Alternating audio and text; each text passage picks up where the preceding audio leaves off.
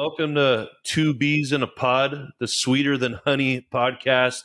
We have Tom Brady Sr., the original, here on the podcast. Pleasure to have you on, Tom. And we just wanted to say thank you for coming on. I know you're a busy guy. Thank you. And we appreciate your time. If you notice, you can't see us, but we got the number 10. I got the Tom Brady Michigan jersey on right now. But yeah, we just wanted to talk kind of your background. You have a lot of interesting facts about you that not a lot of people know. Married 54 years, which is one of your greatest accomplishments, if not greatest. And we also, you also have All-American in the family, not named Tommy, which is also a great. Did Maya, your several granddaughter, is she All-American already? Right, 2-time. So we got 2 All-Americans in the family, not named Tommy. And one of the most interesting things about you is you were almost going to be a priest, which was pretty insane, right? Can you tell us about that? That's there'd be no Tommy, right? I was in a seminary for 7 years, and I was there until my Latin teacher told me one time. He said, "Mr. Brady, you should forget about propagating the faith and go propagate the faithful." And as such, I did, and fortunately now we have, my wife and I have 4 kids and 10 wonderful grandkids. And then tell us about, I guess, where does Tommy, obviously people that are listening, his son is Tom Brady Jr. Does he ever go by Tom Brady Jr.? I don't think I've ever heard that. It's just Tommy, right? Tommy and Tom? Yeah. I think he usurped Tommy. Who made up original? Who was that? Was that my dad? No.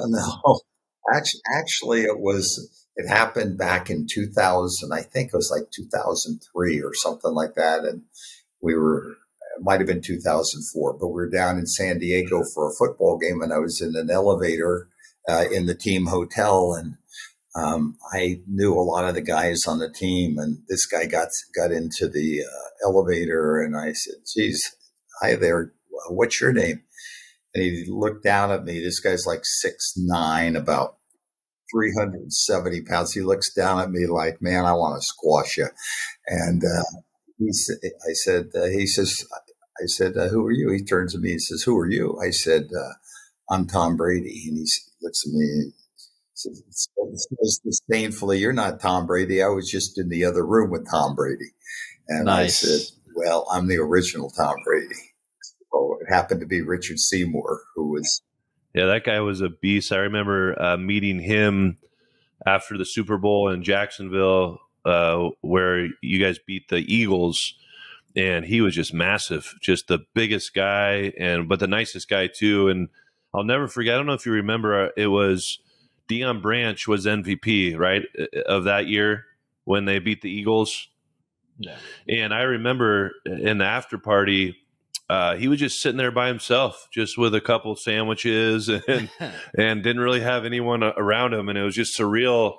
This guy was the MVP of the Super Bowl, and he's just kind of hanging out in the corner with a couple of finger foods. And I'll never forget that. It was such a cool experience. But just the MVP just hanging out there. But yeah, we wanted to go over where did Tom get this athletic ability? I know you're obviously very, very competitive. I've seen that out in the golf course. And I asked my dad, I'm like, "Tell me stuff about original that no one else knows." And his one thing was the most competitive golfer he's ever golfed with.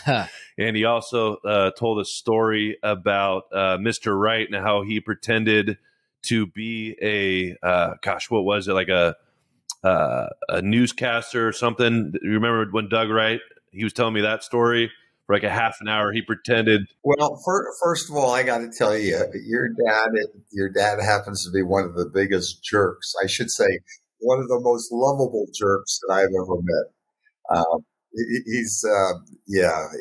And your dad's got all kinds of stories, and oftentimes you can only believe Doug about Wright half story. He's like, "Oh yeah, he was on the phone for a half an hour, pretending to be a journalist," and I'm like, "I don't think about half an hour, but about 10 minutes sounds right." Yeah.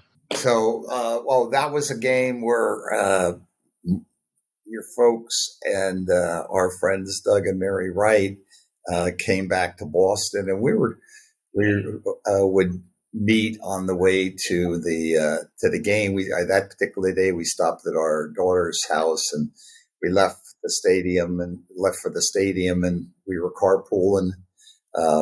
We had several cars in line, and your dad called, and I like to help people when they're just doing their job. And this particular day, we were in the car, and your dad and the Wrights were behind us, and your dad calls and pretends he's from the Boston Globe, and he starts asking about until it became bizarre when he was, I think, starting to insert himself into the game plan and try to rekindle some of his Kings Point receiving abilities. Thank God I didn't take after that, which was great. That would have been a rough career for me. I'll tell you what, you could take after most anything that your father has, and it's going to have you on the right track. So that's probably true. Nor is golf abilities, by the way. An amazing professional athlete, one of the most storied careers ever. But, I know at an early age, he was playing a lot of sports, football, baseball. When did you first notice that he was maybe a little bit more competitive, that he had a little bit more of a drive than, say, the average kids his age? Did you see that early on?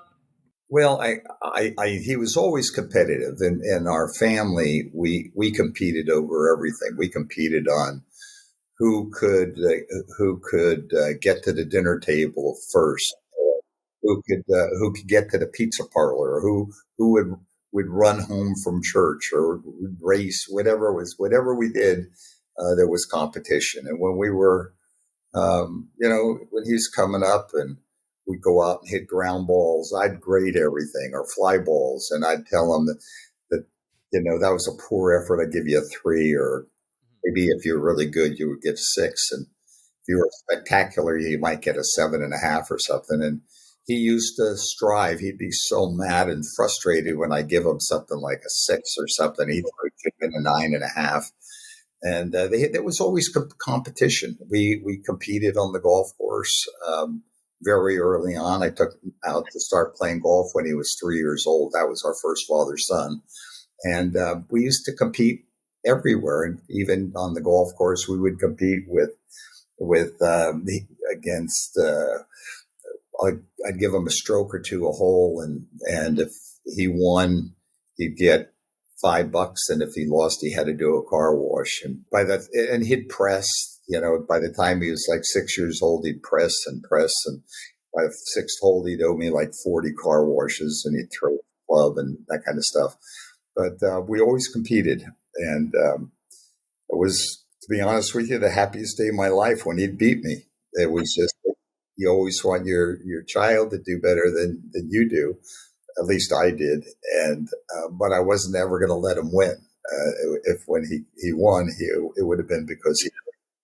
And so we've always competed, and he competed in golf and competed in baseball, and we'd go to the gym and he'd compete in shooting shots and things like that. And so the competition, I think, really was fostered through the whole family, with him watching his sisters compete in the things that they did and they were all very good athletes, and were in softball and basketball and soccer and all of those things. So competition was kind of in the DNA in the family. And so he just and then just as he evolved, he just gravitated towards we thought if he had ever was going to have any kind of a career that it would extend beyond high school, we thought it would be in baseball.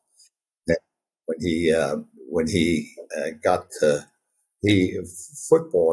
freshman football, he wanted to go out. We said sure, and he went out and played on the team, played on the freshman team at Sarah High School, and the team was 0-8, and they did score a touchdown,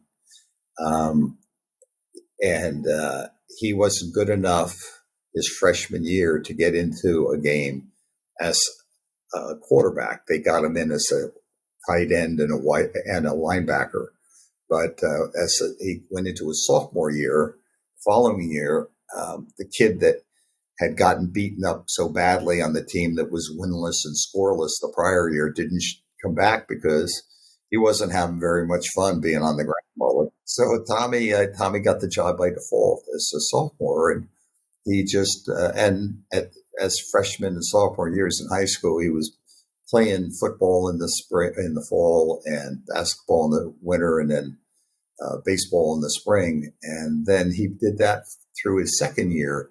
But what happens in high school is football bleeds into basketball, and basketball bleeds into the scheduling for baseball. So he gave up basketball in his junior year. In the junior year, he just started concentrating on baseball and football. And then and he just really took to football. And I think the first time that I ever recognized he had any football ability, we had a family vacation down in, I think it was down in Ixtapa, Mexico. And they had a tire there. And this was a family-friendly resort. They had a tire there about 20 yards away. And he picked up a football and threw a football as I think a sophomore, I think it was a sophomore. He threw the football through the tire about 4 times in a row. But I had never seen him do it. And I thought, wow, that's pretty impressive. Because, if you throw it through once or twice in a row, that's pretty cool. But he just kind of had a knack for it. And so he started out as a tight end and a linebacker, and then got his chance to play as a quarterback his sophomore year, and then it kind of took off from there. We always thought he would, like you said, baseball was his sport. I'll never forget, we were at Hillsdale High School. I believe he was on the White Sox. I was on the Red Sox, and everyone uses aluminum bats, right? That's what, it makes the ball go like twice as far compared to wooden bats. And I'll never forget this. I'm a little 13-year-old kid. Tommy comes out there. He was batting lefty. He batted lefty, right? Is that right? Yep. And wow. He takes out a wooden bat. Yes, he did. Yes. Hits it over the fence with a wooden bat. And I'm like, wow, this kid's probably going to go somewhere. That was the first time, because no one ever took a wooden bat out. That was, it was so much easier, with the big old barrels and aluminum bats, the ball just goes right off the bat. And he just walks up there casually with a wooden bat and hits it over the fence. And I'm like, wow, that's pretty cool. And I was in the outfield, and he hit it over my head. But everyone thought, in the area that he was going to play baseball. Sarah High that was a baseball school. No one really, I think Lynn Swan came out of there, but there was Craig Jeffries, Barry Bonds. Barry Bonds. It was a baseball school, so no one really, it was surprising when he picked football, but obviously was the right decision, right? Yeah. His baseball coach, Greg Jeffries, assistant coach, Pete Jensen was his head coach. And Greg Jeffries was assuring us all the way through his third Super Bowl win that he had made a mistake. Yeah, it's interesting, too, because he did have the tools for being a pretty good catcher. He was a right-handed power-hitting catcher, and he threw a left-handed hitting catcher, but he threw right-handed. What he didn't have is he didn't have much speed, and that never really changed. When you go to the combine and they start timing your 40 with a sundial, you realize that you may be lacking some of the quick burst that they look for. We had David Canales. We talked earlier. He's the new offensive coordinator for the Bucs, and we're like, all right, let's do a Brady piece. We knew you were coming on. We also, I don't know if you remember Derek Catalano. Do you ever remember him? He was on our podcast. I do. Just a small, like a little 10-minute snippet on basically, because he was supposed to be Tommy's predecessor, right? Like he was a sophomore. He came in as a junior, and he got involved with his dad passed away, and we kind of did a story of what could have happened with him, because he was a stud. I mean, he came in the last game of his junior year at Sarah and broke one of Tommy's records for receptions or for completions to one receiver, and it was kind of cool to see Derek there we have a Brady signed jersey and talking about, making the wrong decision, and what could have happened in his career. So that was kind of cool. But I don't know if you remember him, but yeah, he was a stud in the area. But it was, crazy to see kind of what could have happened, and if you make poor decisions and choices, where that can lead you compared to what Tommy did. It was very interesting to hear his take, and it worked out. He's got a great family, great career, but it bugs him to this day. What is it? How many years? 30 years? 30 years almost. And it still bugs him. You just never know. We all make our decisions on the best information that we have.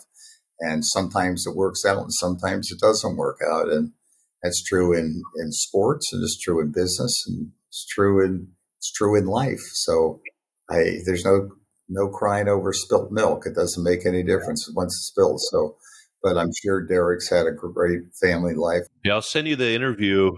It was really interesting. I've kept in touch with them over the years, and it was interesting to do a piece on, everyone likes the amazing stories, but I think it's an important lesson for the youngsters out there. This could happen if you make the wrong decision. Yeah. Not to mention what it's like to have to fill someone's shoes who, did the job well, who has the reputation. That's a lot of pressure, and I think for some of us, it's easier to go to a different school. And he wound up going to Hillsdale. And I do want to say one of the things you said earlier that made me really happy was talking about Sarah not winning a game for an entire year. Because I played football for Hillsdale and I was like always getting beat up. We had 2 wins my junior year, 1 win my senior year, but I'm like, all right, well, at least we scored though. We weren't having these, the same thing that Sarah was having that you're talking about that freshman year. That sounds brutal. And I'm like, oh, good. Sarah deserved to have a losing season at least once in there. But that school really seems like they know what they're doing with athletes. I was down there just recently. My nephew's playing, flag football down there at, I believe it's Tom Brady Field now, right? Is that after you or Tommy? It's actually the Brady family field. So he didn't want it to be the Tom Brady field. He wanted it to be the Brady family field. Take good care of their athletes. And, I know back then he got a lot of experience through that, and then was able to use that into getting into a really good college, getting into Michigan, as we were showing earlier. What was that experience like, going to like the first game at Ann Arbor where there's like 100,000 people in that stadium? That had to be crazy, right? Going from Sarah, which, I mean, those were some big games, but nothing compared to like that. He left Sarah where we used to have about 300 people at a game. And when he got to Michigan, fortunately, he was able to redshirt. And otherwise, when you don't do that, if you have to step right in, your nerves would jump out of your body. So he got there, and at that time, I think the big house had about 105 or 107,000 people in it. It's now up to like 112,000 or 113,000, because if Ohio State adds more seats, big house is going to put in more seats because they're in the big house. But it's truly a matter of realizing that we're not finished products. And we oftentimes judge kids by how they do when they're 3 or 5 or 3rd grade or 5th grade or 7th grade. And the reality is we're all kind of evolving. And and that's kind of, frankly, one of my pet peeves, where you see young teens and kids getting cut and that kind of stuff because they're not measuring up. Because a lot of kids are late developers. And I know that there was one particular kid that we had in our Tommy had in his class, kid by the name of Tommy Abramo. And when he was in high school, he was about 5'8" or 5'9". And when he got out of college, he was like 6'5". And some guys just develop a little bit later. And for that reason, I've always advocated that everybody plays. When I see parents right now just beside themselves when the kids aren't getting a chance to play when they're 6 years of age or 8 years of age and playing different sports. And you want the kids to be out there, and there's a lot of wonderful experiences that a kid will have, whether he's in the game or out of the game. The parents all go berserk, of course, if he's not in the game, but there's so much to be learned with the teamwork and the discipline and the camaraderie and all of the things that we learn, the lessons that we learn from sports. And so when we have kids that are maybe undeveloped or underdeveloped because they're 7 or 10 or 12 years of age, we can't give up on them. And that's why I like the teams that maybe they'll have two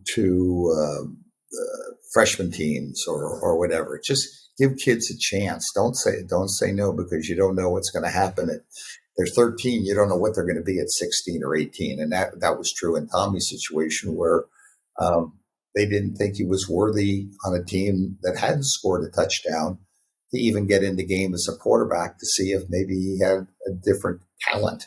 And coaches give up on you. And it's very unfortunate as far as I'm concerned.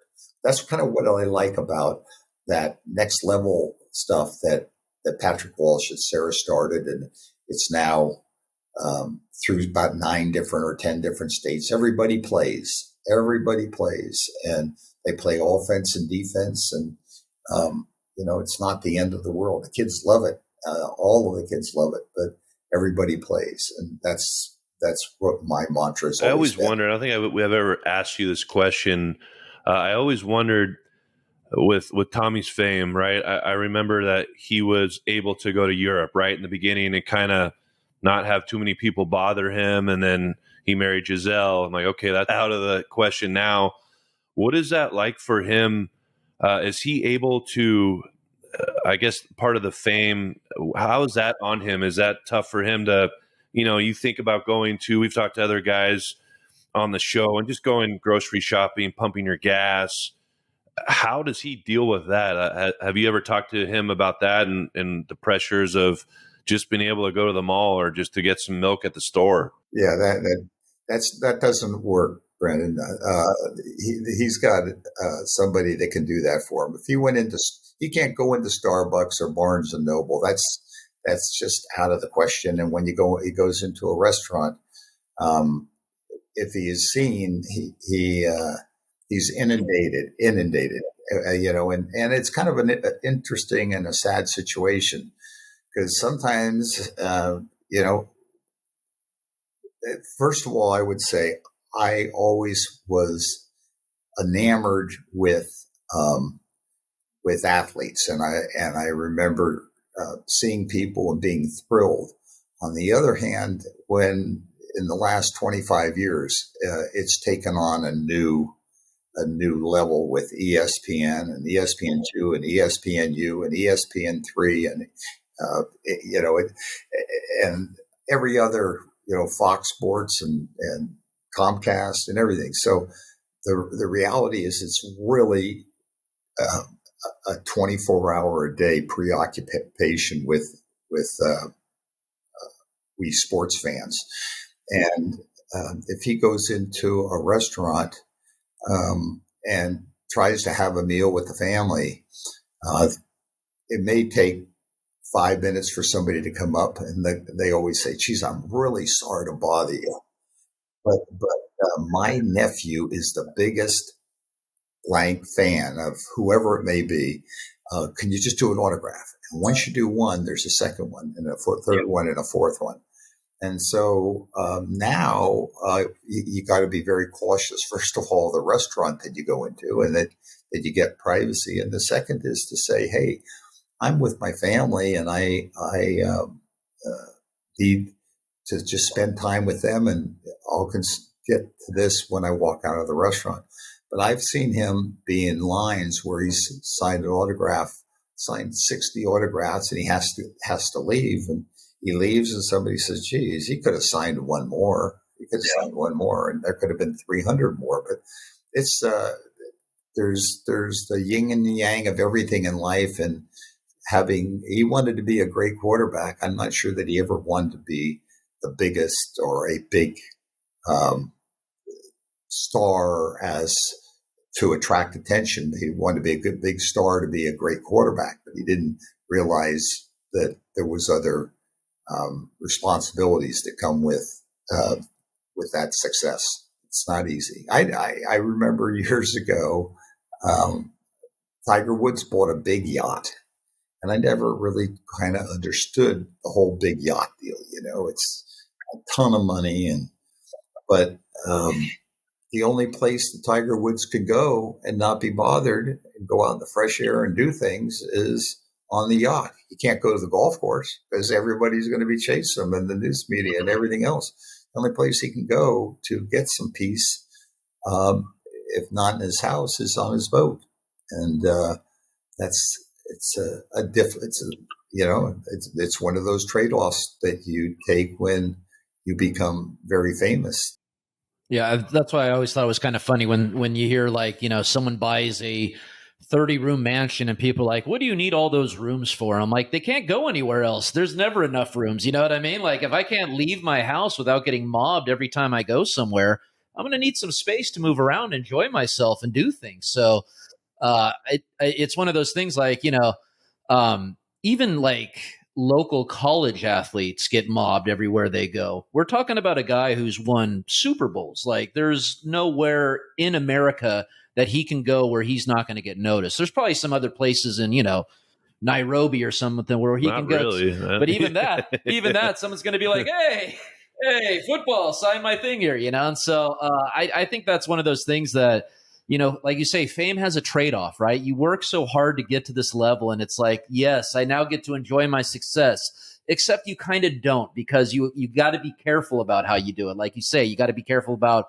who you say no to and how you do it. But that is one of the things that he really hasn't developed a reputation for treating the fans poorly or anything like that. It's not something that I've ever encountered with Tommy, excuse me, just to make it easier.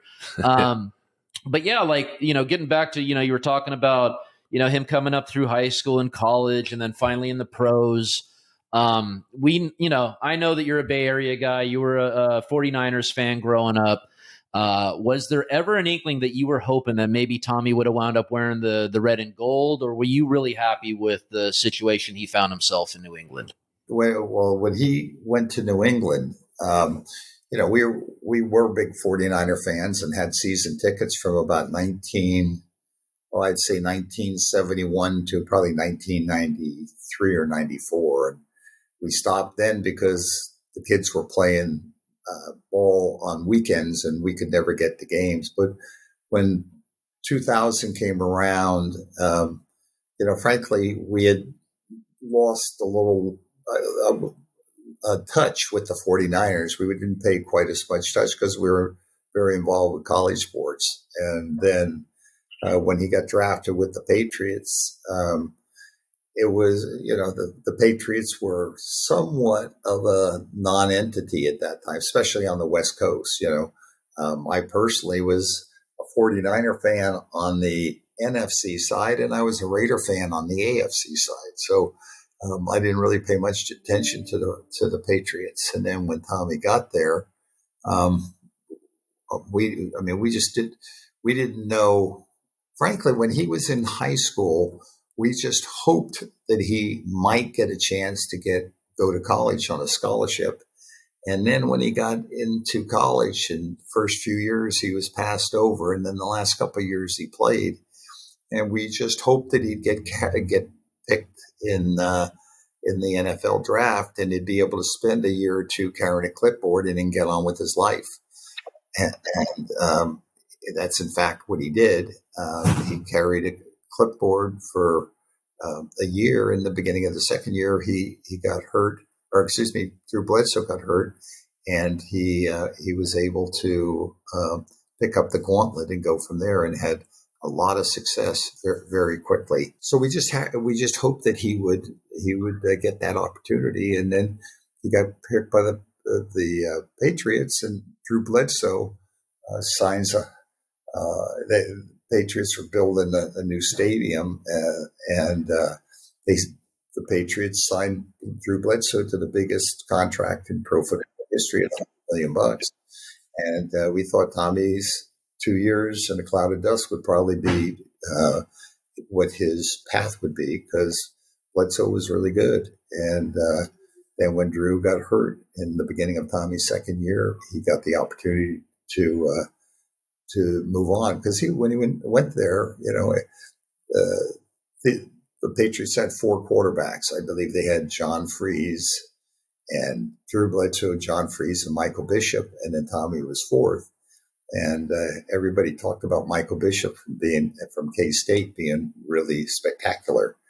And the other 2 guys, Bledsoe obviously getting a $100 million contract, John Freeze being established. And so we didn't have, we didn't make long-term plans to be Boston residents, because we just know how transitory the NFL is. But when he got a chance to play, and going back to what were talking about a moment ago, remember one of his first games or second games, after the game they won, and one of the sports writers said something like, "Geez, Tommy, you played good. Were you intimidated by the crowd?" And he said, "No, really, I'm not. It's kind of a small crowd. I'm used to 110,000 people rather than 62,000 or something like that." But so I think just the getting the chance to play, and having moved up from 4th on the depth chart to 2nd was a significant factor in the off season. He just worked so hard. I think the prior season, they were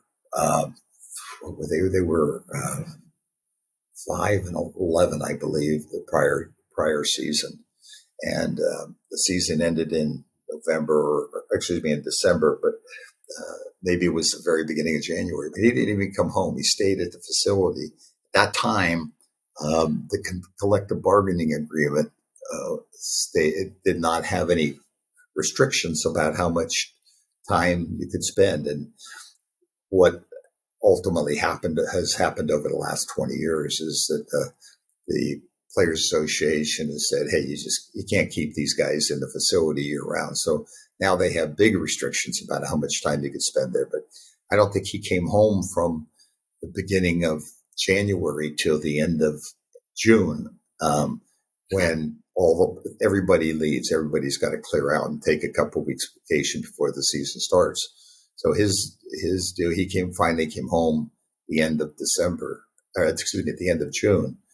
And we were driving up to the golf course, and we got a call from Charlie Weiss, the offensive coordinator, and Charlie Weiss was just yanking his chain and said, "Hey, Tommy, where are you, for gosh sakes?"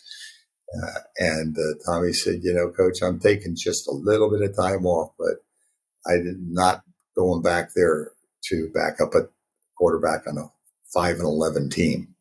And so when he got back there, and something happened, Tommy just worked himself up the depth chart by the hard work. And it may not be the most expert or the most expertise, but the hard work, it generally overcomes many other shortcomings. So when he did get back there, he was able to move up through the preseason. And then when I believe Damon Eward took over from John Freeze, and he moved ahead of him. So when Drew went down, Tommy was able to step in. Incredible. And then what was that, the first Super Bowl like? That must have been surreal, right? Well, it really was surreal because we had 9/11 that year. And every year first of all, the Super Bowl, after you go 5-11, you don't have very high expectations. I mean, you want to, you have high hopes, but not high expectations. And so when he took over, we just hoped that he'd be able to hang on to a job, or at least show basically what he could do. And then when he took over, we were 0-2, and Drew got hurt at that time. And so when Tommy stepped in, over the next 8 games, we went 5-3. So we played, I believe, the Rams on the 10th game of the season. And we actually lost to the Rams. It was a heck of a tough game. And we came out of the game. Mike Martz said that was about as hard a hitting game as I've ever seen, and said something like, "We may very well see these guys again." And so from there on, and that is when we were 5-5, and then Drew Bledsoe came back and he was ready to play, and Bill Belichick made the decision to stick with Tommy. And then we proceeded to win the last 8 games of the season through the Super Bowl. After that Rams game, was it kind of an out-of-body experience? I mean, I remember watching it. I think I was in college. I think we were in spring ball, or I forget what it was, but I was just sitting there with my teammates, and I'm just like, I can't believe he did it. My mom's next to Galen, crying. It was just incredible experience for me. Like, I can't even imagine how it was for you. I mean, it must have been kind of an out of the body experience. Honestly, we always knew that he could win. We just didn't expect him to win. And then all these teams, through that process, I think, didn't we have to beat the Raiders, and then we had to beat the Steelers, and then we had to beat the Rams, and and then of course when we played the Steelers, he hurt his leg, was that it? Yeah, and then he kind of limped into the Super Bowl, and Belichick made the decision to stay with him in the Super Bowl. We have always had great confidence in him. I mean, his mother in her entire life has never seen her son throw an interception, because every time that the other team may have caught the ball, it was somebody else's fault. Maybe that's the way moms look at it, and I'm thankful that my wife looks at it that way. But but to win the Super Bowl was kind of, I mean, at that time we were the largest underdog. We were down, favored the underdog by 15 or 14 points. So nobody expected us to win. And then lo and behold, I mean, Belichick's brilliant and set up a great game plan against the Rams. And the game plan was 100% different than what the game plan was in the 10th game of the season when we had played them and we had lost a tough one. But he had a game plan at that time for the Super Bowl where he just wanted to knock everybody on their keister and take Marshall Faulk out of it and put Kurt Warner under as much pressure as he could put him under. And they developed a great game plan. And, that year, if we had played the Rams 10 times, we might have beaten them twice or 3 times, but we beat them when it was important. And they were a great team. And, the Marshall Faulks and the Kurt Warners and those guys are spectacular, but the greatest show on turf. But at the same time, Belichick's brilliant on his own accord, and they were able to win the Super Bowl. And it seems like everyone wants to put Belichick versus Tommy, right? The media always like, who was it, Belichick or Tommy? And I feel like there's so much respect that Tommy has for Coach Belichick and vice versa, that it's just the media trying to make something of it. And it seems like they just worked great together. Like, Belichick is one of the greatest minds in the NFL, and Tommy's one of the greatest players of all time, and they worked great together. But it was a shame toward the end of Tommy's career. It was like, was it Belichick or was it Tommy? And you never heard that from them. They always had the most respect for each other, and it was kind of a shame, And I think they squashed. They spoke after a game. I believe there was like a closed meeting with them to just kind of make sure everything was that the media portrayed wasn't. It was kind of squashed, but it was kind of a shame that they had that, right? Like, why can't they just enjoy the media? Why can't they just enjoy an amazing coach with an amazing player and not make it about Belichick versus Tommy? I think that makes sense. I think that's definitely the case. And, you know, you can't. Football is such a team sport. You can have 10 great offensive players, but if you have a weak offensive player or so, the other team is going to find your weakness, and that's true offensively or defensively or whatever. And as a result, you need the guys' game plan. These coaches work 100-hour weeks, and the players work a lot of hours, but the coaches have to have a lot of the great mental input into the game and have to have studied the game as much as the players. So it's really a team, and you don't. There's been a lot of great quarterbacks out there that don't win, and there's a lot of coaches that don't win. But when you have a coach and a team that is in sync, then you got a chance. And if you don't have that, then you don't have a chance. So I think you don't minimize one or the other. There's two different roles for those guys, and the coach is the coach, and the player is the player, and you each has to, as in Belichick's terms, you have to do your job. Mm-hmm. And I think when Tommy won in Tampa Bay, it really solidified. I mean, he already had an incredible legacy, but that was just kind of cherry on the top, that he was able to do it, on a different team, different players, that, okay, Tommy really is on another level, which was cool to see. Because Tim and I are both from San Mateo. Mateo. Yeah, we'll yell at the Mateo all the time. Mateo. But I feel like it was just kind of like cherry on the top, right? That he was able to do it without Belichick.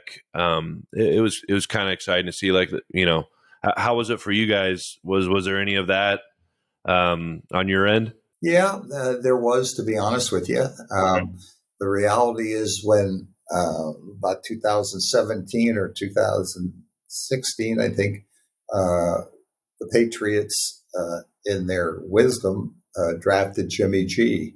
And at that time, the press kind of came on and asked questions of Belichick. And he said, we see our quarterbacks getting a little long in the tooth, and we don't want to be naive. And, quarterbacks fall off when they're in their mid 30s or late 30s. And so, but on the other hand, Tommy hadn't shown any signs of falling off. And so Belichick kind of decided that they had to be protected. And basically he did. He did his job as best he could. And I think, in some respects, it was good for the Patriots and good for Tommy. A little quarterback controversy and that kind of stuff. But, and then Tommy proceeded to win 3 more Super Bowls with the Patriots. And that time he was just an old man by quarterback standards. And so Belichick was very comfortable in letting him go because he thought he had the goods with Jimmy G. And so Tommy just, they let him go. And Tommy went on to do what he did down at Tampa Bay. Yeah, we were getting at a few things there, but one thing that seems to stand out to me talking about Tommy's legacy at Michigan and in the NFL was that he had that redshirt year, he had that clipboard year in the NFL, he had the chance to kind of sit and learn, and I think that's huge. Like you're talking about how sometimes kids aren't ready, they're not mature enough. I think rookies get thrown into the NFL with pressure on them. That's an recipe for destruction. Like, yeah, if you're a defensive lineman or whatever, you can get away with it. But a quarterback as a rookie, there's so much pressure on you. And if you're a high draft pick, you're going to a team that's not very good. You're going to a team that may have a lot of issues protecting you or maybe doesn't have a good offensive scheme. So, like we said, I think it was a great situation for him to be in because he was in a place with a good coach. He didn't have that pressure on him right away, but he had that work ethic to work at it and really build it up. And I have so much respect for, someone who, like we say, he's not the fastest guy in the world. He had to work at it. And, when you see when I was talking to you earlier, when I had first met you, it was right after Tommy had won 3 Super Bowls, and you showed me the 3 rings, and I was like, wow, that's crazy, right? And then after that is what I would call the lean years, right, for Tom, where he didn't win a Super Bowl for like a good 8 or 9 years. But the crazy thing to me is he didn't have a losing season. I mean, we're talking about 10, 11, 12, 13, 14 wins every year, long playoff runs every year. There wasn't this, massive down, in his success ever. I mean, there was the one year, obviously, with that injury, which I'm sure must have scared the hell out of you guys when you watched that.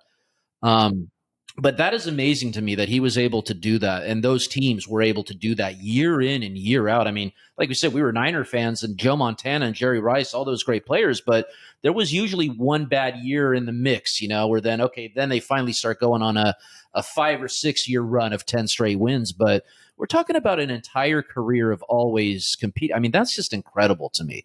Yeah, I agree with you. It's they were always in the mix, and even though the years were lean, we came within whiskers of winning Super Bowls during those times. Well, that's the most amazing thing to me, too. Looking at his career, I don't think he ever lost a Super Bowl by more than one score. It was always a close game, the ones that he lost. And a lot of the wins were close, but they were also pretty, some blowouts, too. But, I mean, you're never out of the game. I don't remember too many blowouts. I remember maybe one, but I think we came back. We won so I think we came back in 6 Super Bowls, and we lost we lost to the Giants, and it's just that's football. You can't really look too much into it. It's pretty tough. I mean, the other team's on scholarship too, right? They're getting paid big bucks to knock us off, and they're fabulous football players. So, as many as we've won, we could have lost a lot too, had we not had very skilled players. And how is it now? A lot of really good. Obviously, things. Tommy's officially retired. He's reiterated that 3 or 4 times. And how is it now for you guys, the family? Are you able to breathe a little bit, just to kind of relax? And you got Maya though. 25 years we've had the NFL channel and ESPN on TV. We didn't even know there was other channels on the television. And now we don't even turn the TV on because there always used to be when he was playing, and no matter which team he was playing on, there was always some connection. Somebody made a trade to the Jets when he was with New England, or somebody made a trade to Miami, or Miami did this, or this draft pick is available, or whatever.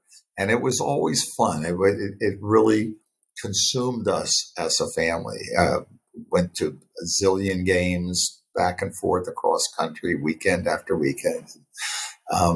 And we loved it. It wore us out, but we loved every minute of it. We were very blessed to be in that situation. I mean, how many parents would love to see their child continue? Because for me, at any rate, and I believe for my wife as well, it's the biggest joy in our life to see our kids compete. And for us to have a son that's competing all the way to 45 years of age is just, it's crazy. So we've loved every bit of it. But now, it's not quite the same. It's not at all the same. We're just, we're not nearly engaged now. Now we're really back into square one with our grandsons playing flag football and granddaughters playing softball and volleyball and stuff. And so, but the attention has really kind of been taken off the NFL now, and we're how do you say it? That's all I can say is I wanted him to retire. Let me say, I really want. I mean, like he has said, he has one NFL record that is not particularly desirable, and that is having taken the most sacks of anybody in NFL history. So as a 45 or 46-year-old guy, I don't need to see him get hit anymore. So I'm more than happy to see that he's moved on to something else. But that doesn't mean that we won't miss it. Well, now he bought ownership. I don't know if it's been approved with the Raiders, right? So now you kind of have a little stake in the Raiders, right? Which is kind of, ironic. Yeah, it's kind of cool, but it's not. It's not. It's not the same.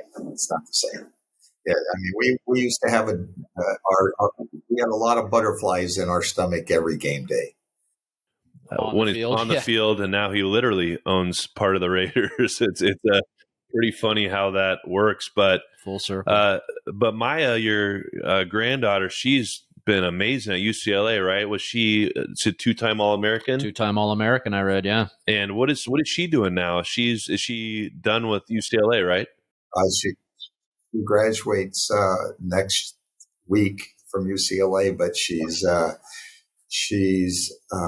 got one more year of eligibility, and she will come back for that and get her master's during that year. And this summer, she's playing for the U.S. Olympic team in Ireland. So they have a big kind of a regional qualifier for. They don't have the Olympics next year because France, who is hosting the Olympics, is not either a baseball or a softball country. So they basically cut baseball and softball out of the Olympics next year. So they're having in softball this year, they actually had the World Baseball Championship in Miami about 3 or 4 months ago because the World Baseball Federation is taking up the slack for what is not happening in the Olympics. And that's essentially what the World Softball Association is doing as well.